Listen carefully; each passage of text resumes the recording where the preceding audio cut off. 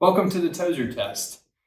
About once a year, since I was 16 years old, I have taken this test in an attempt to grow spiritually. I love it whenever I can measure the success rate of something. I don't know about you, but when I can physically see that something is changing in my life or that something is getting better or moving in a good direction, I love being able to see growth. Over the past almost decade now, 9 years that I have done the Tozer Test, I have watched my answers change a ton. I remember the black 5-star notebook that I took the Tozer Test in the first time, and I remember feeling floored. I remember feeling like as a Christian, I was not being successful at all. I remember almost feeling like this test was a stick that I could use to beat myself with because I wasn't doing enough Christian stuff. And so today, I don't want you to feel like that. This test is meant to function in such a way that you would grow as a Christian, that you would be able to measure somehow the growth that Jesus has brought into your life. And so, as we do the Tozer Test today, think about this. It is a shovel for you to dig deeper into your heart and understand what the Lord is doing. And it's not a stick. And I'll put that up for you too, and just read it in a little bit of a better way. This test is not a stick for you to beat yourself with. It is a shovel to dig deeper into your Christian walk. Do not get to the end of this and feel so discouraged that you don't want to go on. This is meant to reveal things about your heart and reveal things about you that Jesus wants to change, that Jesus wants you to dig into and dig deeper on. So, this is how we are going to do this. I'm going to explain all of the questions, read them out to you, all of that. And at the end, I would like for you to take a few minutes of your day, and I would like for you to answer all of the questions. I will have all of the questions in the description of this video, so you can go and look at all the questions after we're finished and answer them. Now, I will tell you today, there are wrong answers to the questions that I'm going to ask. There are wrong answers.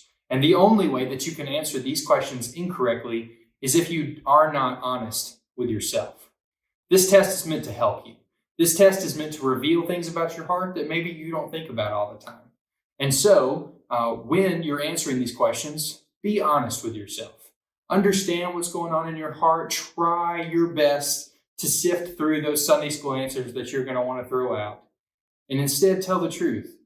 And when you look back on your answers, it will reveal something about your heart, something that you can change, something that you can move towards, something you can work towards to be more like Jesus.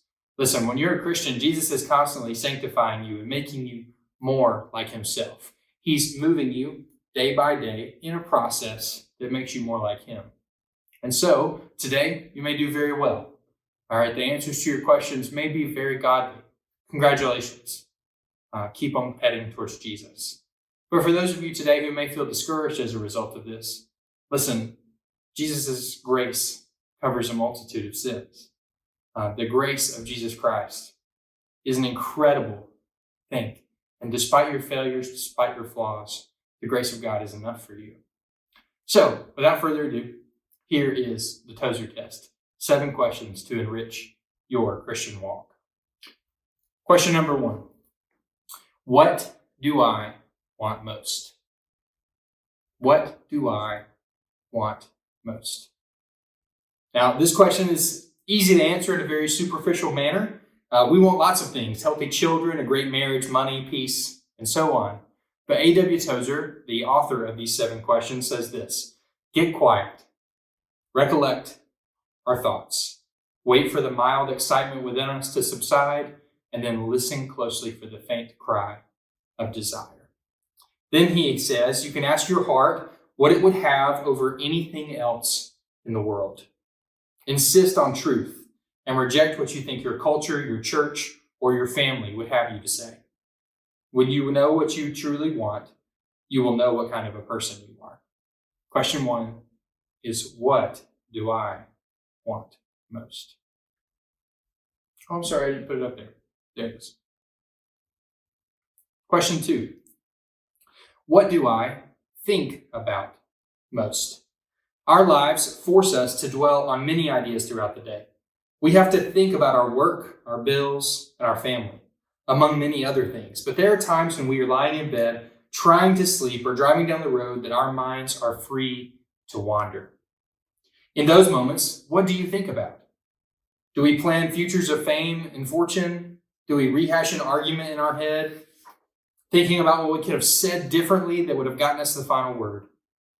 It is more than likely that our thoughts will cluster around our secret heart treasure. And whatever else this will reveal is what we are, Tozer says. So the question is, what do you think about most? Those moments when you're laying in bed, right before you fall asleep, what are you thinking about? What's going on up there? What do you think about most?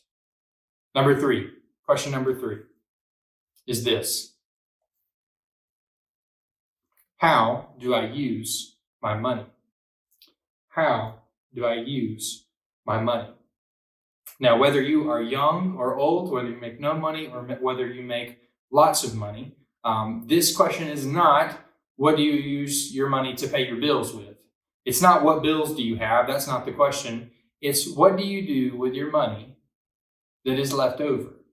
What do you do when you want to spend money on something? What do you spend it on? Just as some of our thoughts are forced, so is some of our money. We must have a house to live in, clothes to wear, and food to eat. But with the extra, however small that may be, what do we purchase? Tozer says where we spend our money is speaking, and we would do well to listen to it. How is your money speaking? Question number 4. How do I spend my free time? I can't state it any better than Tozer, so I will let him speak for himself.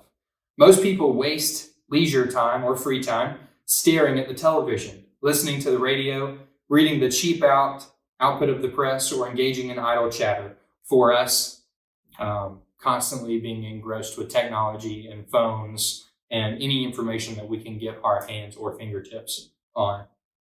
What I do with my time reveals what kind of a person I am.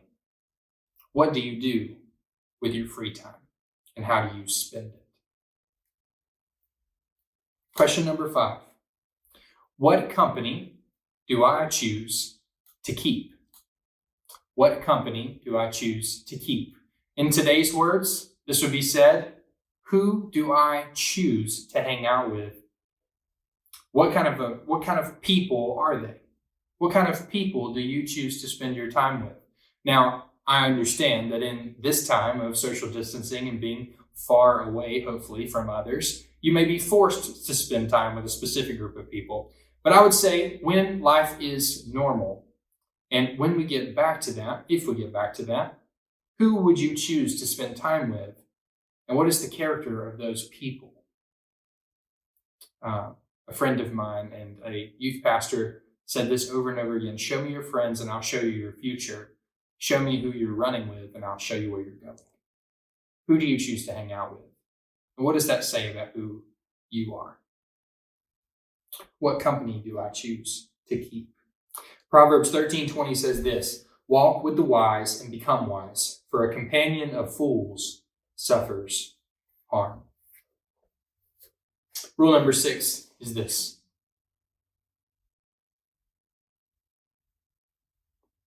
who and what do I admire most? Who and what do I admire most? On the surface, this asks who our heroes are. Who do we look up to most? However, with a bit of thought, it goes much further than that. I have long suspected that the great majority of evangelical Christians, okay, so that's us, have a boundless, if perforce secret, admiration for the world, Tozer says. We can choose to be like the Old Testament Israelites who looked upon the pagan world with admiration and even envy, or we can choose to examine Christ and place all our admiration on him. Either way, that which we admire most reveals who we are and what we want and who we want to be. So, once again, I'm asking you to be honest with yourself. Who do you admire? All right, who's that Instagram influencer that you always seem to be going to their page, right? Who's that person who posts really profound things that you really like? Or who's that person that posts really hilarious videos that you just can't get enough of? Who do you admire? What people in your life are speaking into your life? And as a result, you want to kind of craft your life after them. That's what that question is asking.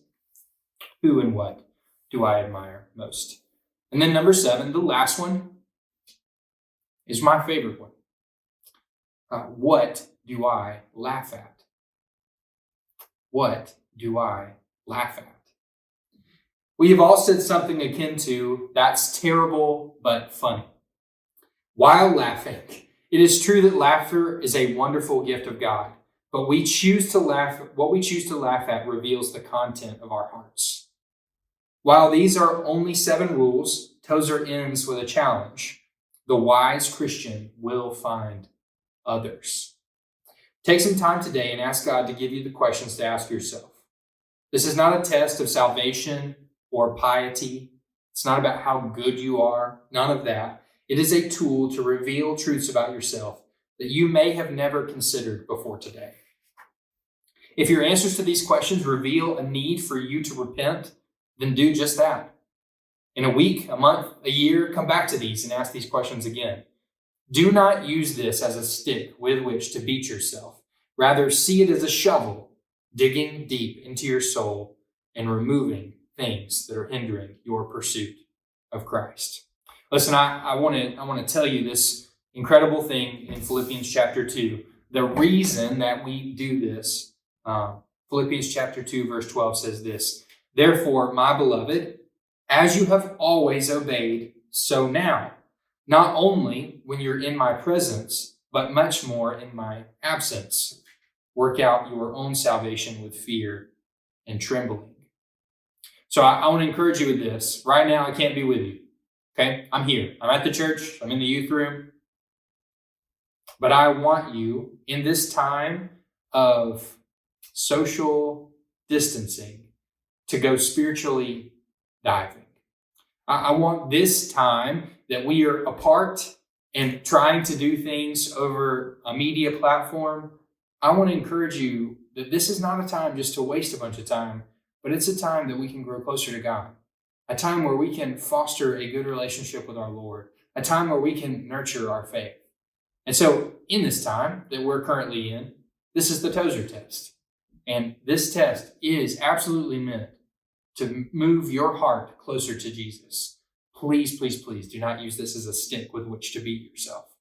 Instead, use it as a tool that we can dig deeper into our hearts as we seek wholly after Jesus. Now take some time, fill out these questions, be honest. And this isn't like a test that you take on Facebook, like which Disney character am I most like? It's not that kind of a test where you share it and tell everybody you're Ariel for some reason.